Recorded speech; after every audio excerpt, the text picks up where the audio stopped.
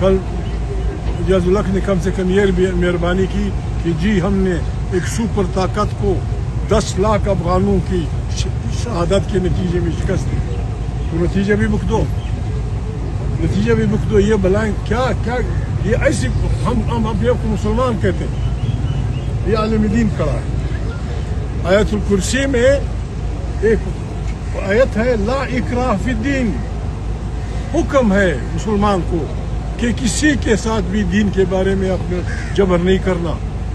انسان آزاد ہے, وہ خدا کو مانے یا نہ مانے. تم پولیس افسر نہیں ہو.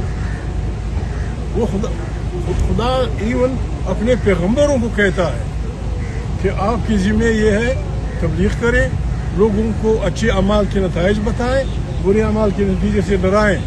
باقی یہ ذمہ داری آپ کی نہیں کہ ان کو بائی فورس اب عقیدہ دیں.